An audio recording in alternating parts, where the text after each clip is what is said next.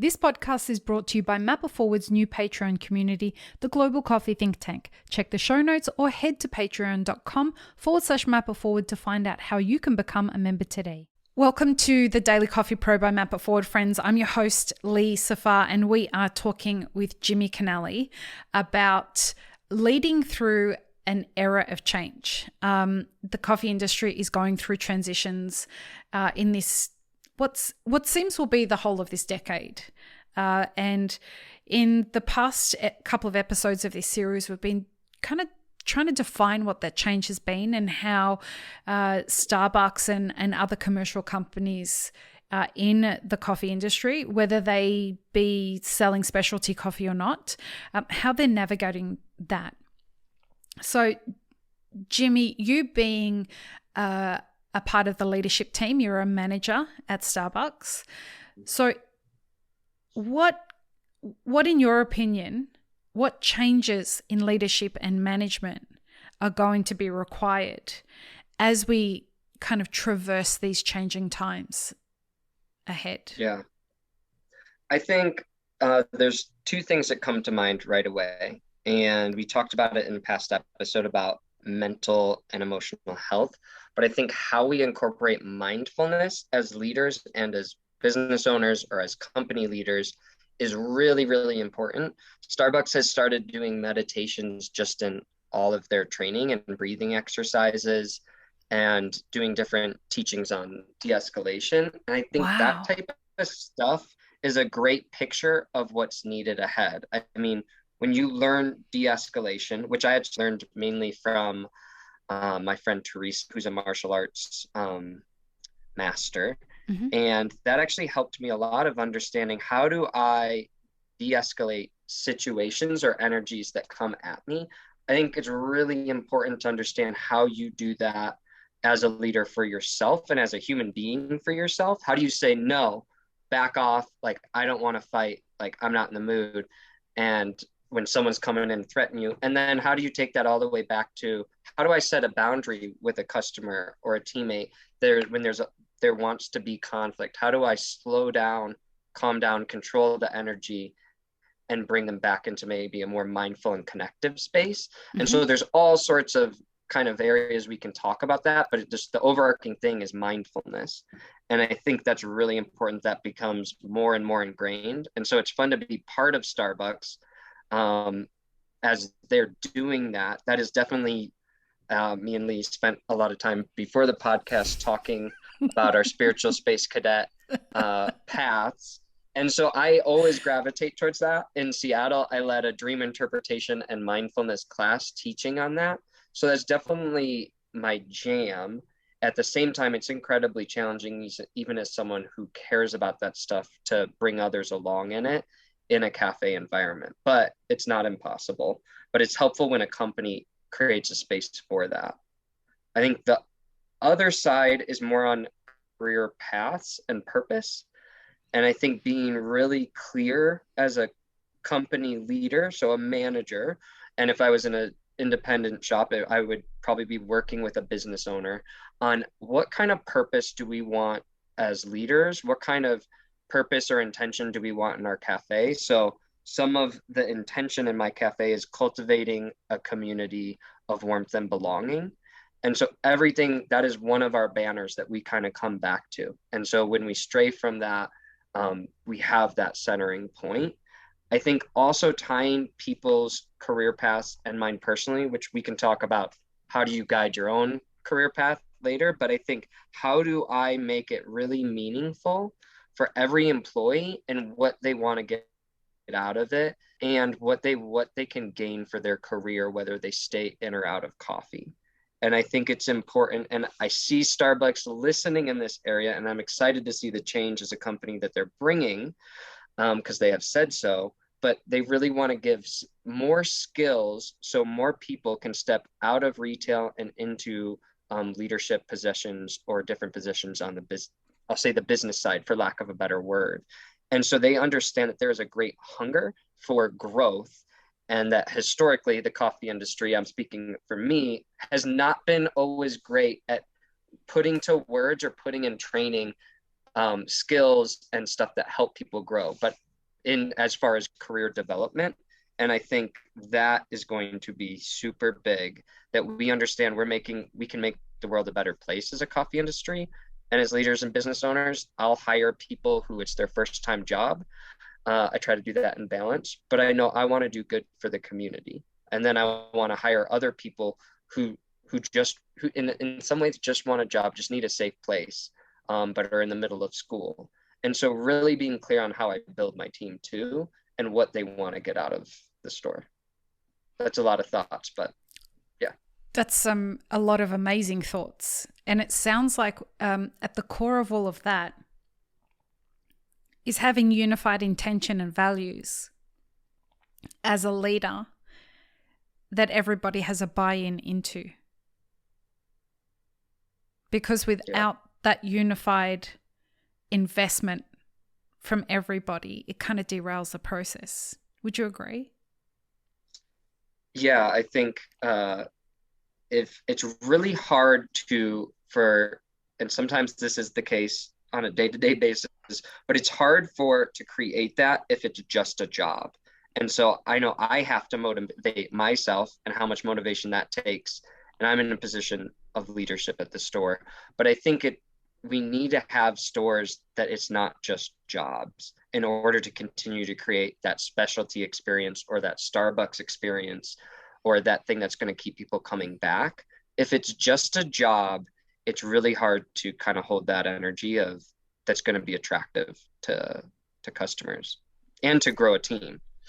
So let me ask you, a cafe owner is listening to this, or a cafe manager is listening to this, or an employee is listening to everything that we've just said, and they've said, but I just want to run a business and make money, or I just want a job that facilitates me to be able to pay my rent, or I just want to not be a barista, and being a cafe manager allows me to not just have to be a barista anymore. The industry, as we spent the last 2 episodes talking about, the industry has changed to the point where, for better or worse, it is almost requiring that if we want to participate and survive in these businesses and these professions, we have to really start showing up in ways that we may feel are different to the reasons we got into this industry. What do you have to say to those people? I would say the way to revenue is to create an amazing experience for your employees. I think that's fine if it's a motivator. I just think like you can go into another business. So much about coffee is experiential. I mean, let's keep in mind we're serving people a drug. Like we are serving people caffeine. And if we go all the way back to our history with Kaldi in Ethiopia dancing with the goats and eating the coffee berries, and the monks seeing it and wanting to get it so they can stay up all night praying, like we are giving people a magical thing, a magical commodity, a magical being. It is the magic bean that gets you to the cloud 9. And so I think you got to remember, like, magic and kind of that energy and that fun and that party is part of coffee. And so I think if you're not thinking like, how do I create that environment in my store and my staff and how they talk to people, I think you're missing the whole point of coffee. Coffee is meant to bring people together. It's meant to inspire thinking. Another thought, it also inspires anxiety, but maybe cures depression. I saw that posted somewhere and I totally agree with it. We were saying earlier that the 4th wave of coffee is tea. But I think when it comes back Cheers. to coffee, it's like, yes, we're both drinking tea. But when it comes back to coffee, I think you can't make money and without an experience. And I think that's where we got to put our creative juices. And what it feels like, what I hear you saying is that the time for being purely capitalistic in cafes is coming to an end. And even a commercial endeavor like Starbucks is recognizing and implementing the importance of mindfulness, however it's defining mindfulness, far beyond just like a cute idea. Mm-hmm. Starbucks is realizing that, hey, our employees are looking to unionize in some stores. And that's a real indication of a symptom that something isn't quite working the same way it used to work. And we've got to change some things. And I can tell you from somebody who has a lot of clients around the world, it is not just Starbucks that's recognizing that. As I said in an early episode in this series, the number one question I get from my clients is, how do I manage my employees' mental health? Yeah. Because they recognize deeply that this generation that is aging into our industry, Gen Z, they are done with the approach that particularly my generation, Gen X, took with working, which was like work hard, work hard, work hard. And whatever comes your way, just put up with it. I mean, Gen Z are that unfuckable with generation.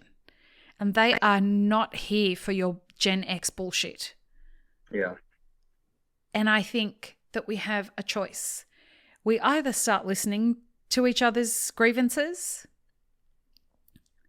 and lead that way, or we continue down the path that we've been going and people just won't want to work with you anymore. And that's either as a business owner or an employee.